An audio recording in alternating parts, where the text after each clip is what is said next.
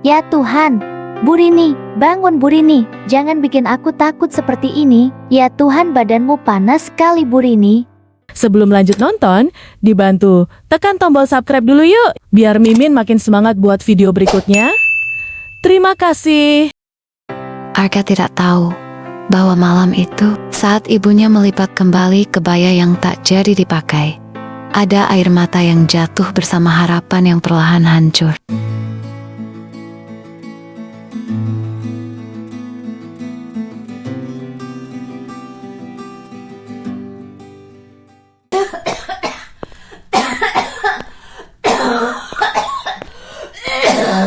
Bu Rini, dari tadi aku lihat kamu batuk terus. Ini bukan batuk biasa. Wajahmu pucat sekali dan badanmu kelihatan lemas. Jangan bilang kamu masih memaksakan diri bekerja dari pagi sampai sekarang. Nggak apa-apa kok Bu Sari. Mungkin cuma kecapekan saja. Akhir-akhir ini cucian pelanggan memang sedang banyak. Lagi pula, kalau aku berhenti kerja sehari saja, pekerjaan bisa menumpuk dan pelanggan pasti kecewa. Bu Rini, kamu selalu punya alasan setiap kali aku menegurmu. Minggu lalu aku bilang wajahmu pucat, kamu bilang cuma kurang tidur. Kemarin aku lihat kamu hampir jatuh waktu mengangkat ember. Kamu bilang cuma terpeleset. Sekarang kamu batuk seperti ini dan masih bilang gak apa-apa. Hahaha, kamu ini memang paling suka mengkhawatirkanku. Aku baik-baik saja kok. Badanku memang sudah tidak muda lagi. Jadi wajar kalau cepat lelah. Nanti juga sembuh sendiri setelah istirahat. Aku bukan mengkhawatirkan tanpa alasan. Aku melihat sendiri perubahanmu dari hari ke hari. Badanmu semakin kurus, matamu semakin cekung, dan tenagamu tidak seperti dulu. Jujur saja sama aku. Sudah berapa lama batuk seperti ini? Kalau dihitung-hitung mungkin sudah beberapa minggu. Awalnya cuma batuk biasa. Jadi aku nggak terlalu memikirkannya. Aku pikir nanti juga hilang sendiri seperti biasanya. Makanya aku belum sempat memeriksakan diri. Beberapa minggu? Ya Tuhan, Bu Rini, kalau sudah selama itu kenapa tidak langsung ke dokter? Kamu ini sebenarnya sayang gak sih sama dirimu sendiri? Jangan sampai nanti menyesal kalau penyakitnya malah bertambah parah. Bukan tidak sayang sama diri sendiri, Bu Sari. Aku cuma sedang berusaha menghemat pengeluaran. Aku masih punya beberapa tabungan. Dan aku ingin menyimpannya baik-baik. Siapa tahu suatu hari Arga membutuhkan bantuan atau mengalami kesulitan. Bu Rini, dengarkan aku baik-baik. Arga sekarang sudah bekerja di perusahaan besar. Dia sudah punya penghasilan sendiri. Seharusnya sekarang kamu mulai memikirkan kesehatanmu, bukan terus-menerus memikirkan kebutuhan anakmu. Aku tahu Arga sudah bekerja. Aku juga tahu dia sudah dewasa. Tapi bagaimanapun juga, di mataku, dia tetap anak kecil yang dulu selalu pulang sekolah mencari ibunya. Perasaan seorang ibu tidak berubah hanya karena anaknya sudah besar. Tapi kamu juga harus memikirkan hidupmu sendiri. Jangan sampai seluruh hidupmu habis hanya untuk mengkhawatirkan orang lain sementara kesehatanmu terus memburuk. Kamu berhak bahagia dan berhak menjaga dirimu sendiri. Bahagiaku sederhana, Sar. Selama Arga sehat, selama dia bisa makan dengan baik, selama pekerjaannya lancar, dan masa depannya cerah, aku sudah merasa cukup. Aku tidak pernah meminta lebih dari itu. Mungkin memang beginilah hati seorang ibu. Kadang aku kagum, kadang juga sedih melihatmu. Kamu selalu memikirkan Arga sampai lupa memikirkan dirimu sendiri. Padahal kalau sesuatu terjadi padamu, siapa yang akan menjaga dan mendoakan dia seperti sekarang? Kalau bukan ibu yang memikirkan anaknya setiap hari, siapa lagi, Bu Sari?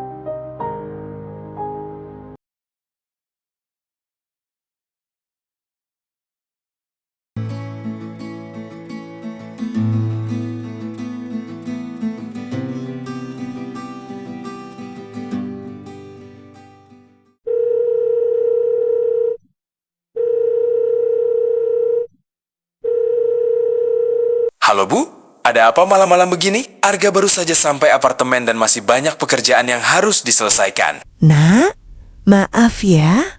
Kalau ibu mengganggu, ibu cuma mau memastikan kamu sudah makan malam atau belum. Dari tadi, ibu kepikiran terus. Sudah, Bu. Tadi Arga makan sama teman-teman kantor. Jadi ibu nggak usah khawatir seperti biasanya. Syukurlah kalau sudah makan. Ibu memang nggak bisa berhenti khawatir. Mau kamu sudah sebesar apapun, rasanya tetap saja seperti anak kecil yang dulu sering lupa makan kalau lagi asyik bermain.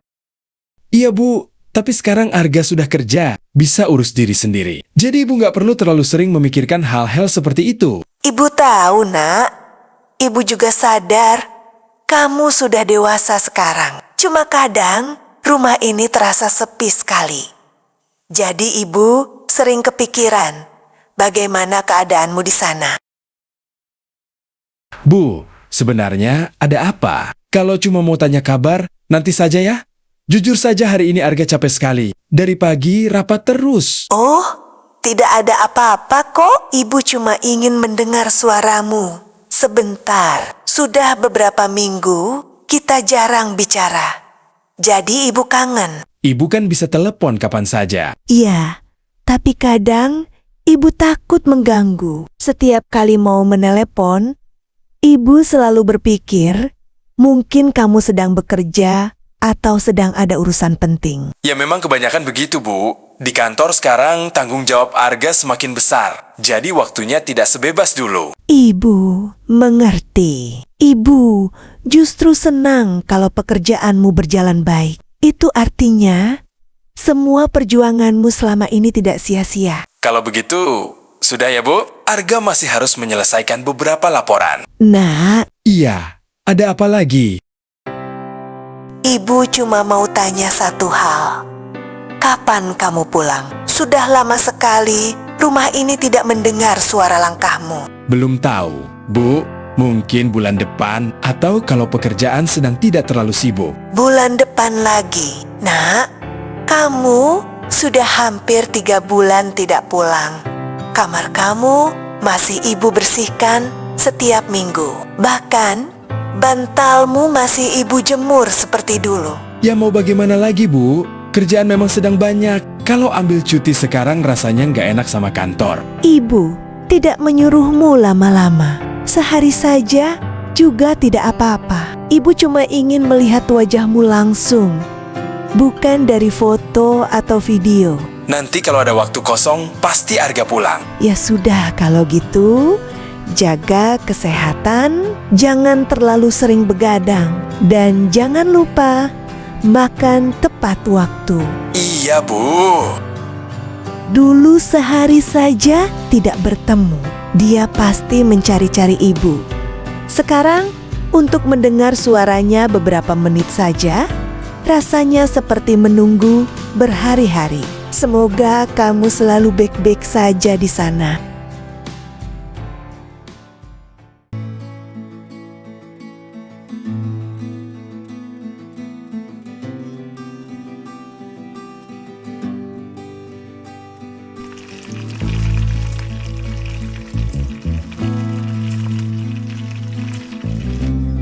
Setelah berhari-hari memikirkan Arga, Bu Rini akhirnya memutuskan datang ke kantor anaknya. Pagi-pagi sekali ia memasak rendang kesukaan Arga. Setelah selesai, ia memasukkannya ke dalam rantang dan berangkat menggunakan angkutan umum.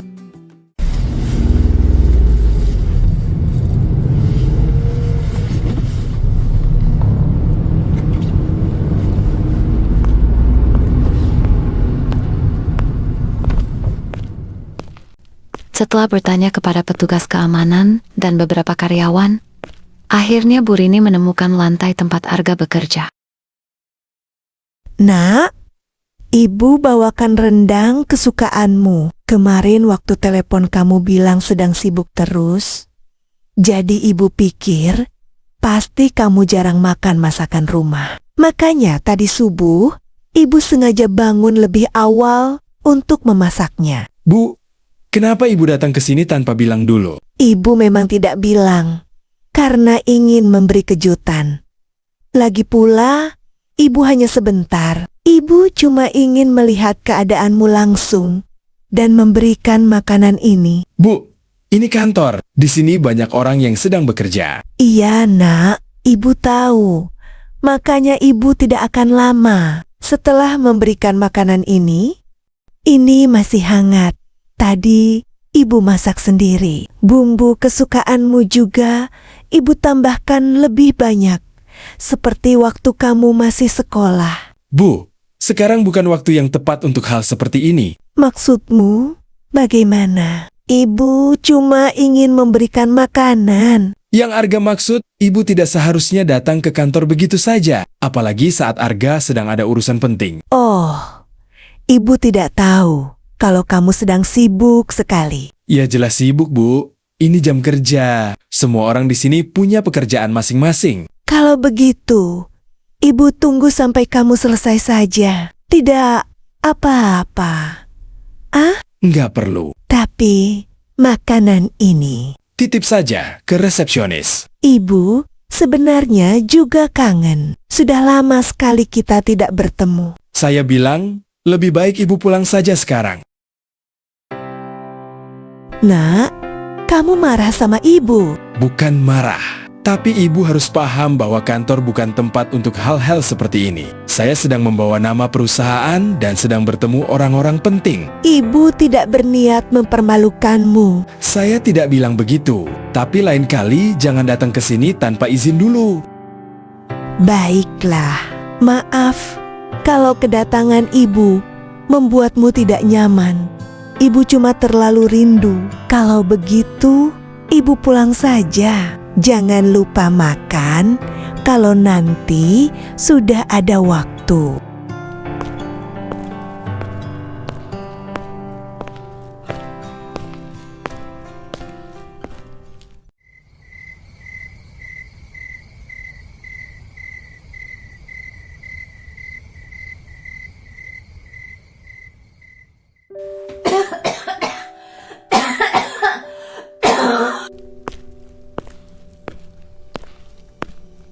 Ya Tuhan.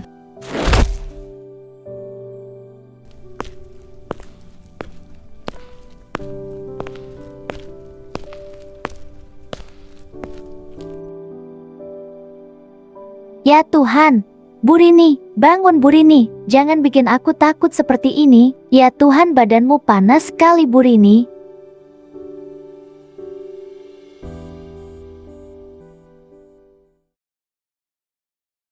Ibu yang mengantar pasien tadi? Iya Dok, saya tetangganya. Bagaimana kondisi Bu Rini? Dari tadi saya sangat khawatir melihat keadaannya. Kami sudah melakukan pemeriksaan awal. Jujur saja, kondisi beliau tidak bisa dianggap ringan. Dari hasil yang kami lihat, kemungkinan penyakit ini sudah berkembang cukup lama. Maksud dokter bagaimana? Apakah kondisinya berbahaya? Tolong jelaskan kepada saya karena saya benar-benar tidak mengerti. Yang membuat kami khawatir bukan hanya penyakitnya, tetapi juga karena selama ini, keluhannya sepertinya tidak pernah ditangani dengan serius. Batuk berkepanjangan, tubuh yang semakin lemah, dan kondisi fisik yang terus menurun, menunjukkan bahwa beliau sudah menahan sakit cukup lama. Ya Tuhan, Bu Rini. Untuk memastikan semuanya, tentu masih diperlukan pemeriksaan lanjutan. Namun untuk saat ini, saya menyarankan agar keluarga terdekat segera diberitahu. Keluarga? Iya, dalam kondisi seperti ini, pasien membutuhkan dukungan keluarga, apalagi jika nanti diperlukan perawatan yang lebih intensif.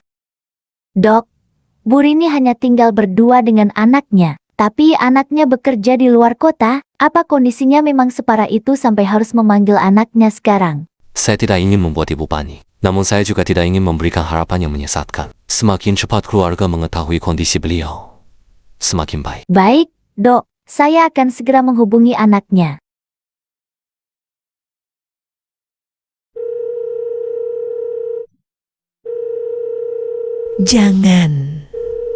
Jangan hubungi Arga. Bu Rini, kamu sudah sadar? Syukurlah, tapi dengarkan aku baik-baik. Arga harus tahu kondisi kamu sekarang.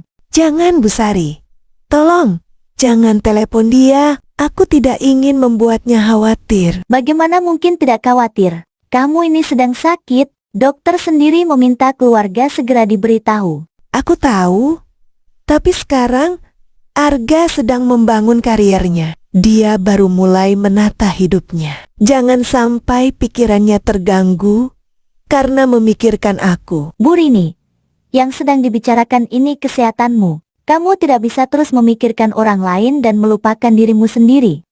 Aku tidak apa-apa. Nanti juga sembuh. Kamu masih saja bicara begitu setelah semua yang dikatakan dokter. Kenapa sih kamu selalu seperti ini? Kenapa kamu selalu menaruh dirimu paling belakang? Karena aku seorang ibu, Bu Sari. Itu bukan alasan untuk menanggung semuanya sendirian. Aku hanya tidak ingin Arga datang dengan perasaan terbebani. Selama ini dia sudah bekerja keras. Aku tidak ingin dia kehilangan fokus hanya karena harus mengurus ibunya. Dia anakmu, Rin. Dia berhak tahu. Tapi akhir-akhir ini aku merasa dia sudah punya dunia yang berbeda. Dunia yang jauh lebih besar daripada rumah kecil ini.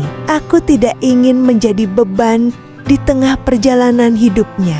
Mungkin memang sudah waktunya aku belajar melepaskan.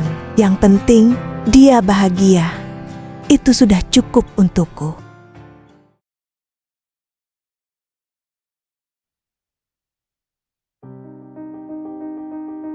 Sementara itu, jauh di pusat kota, Arga sedang duduk di restoran mewah bersama rekan-rekan kantornya. Mereka tertawa, bercanda, dan merayakan keberhasilan proyek terbaru perusahaan. Arga ikut tertawa tanpa mengetahui apa yang sedang terjadi. Bu, Rini masih memilih menyembunyikan semuanya demi menjaga masa depan anak yang sangat dicintainya. Apa yang akan terjadi pada Bu Rini? Dan akankah Arga menyadari kesalahannya sebelum semuanya terlambat? Saksikan di episode yang akan datang. Jika viewer banyak, akan semakin cepat episode berikutnya. Jangan lupa bantu subscribe, like, komen, dan share. Terima kasih.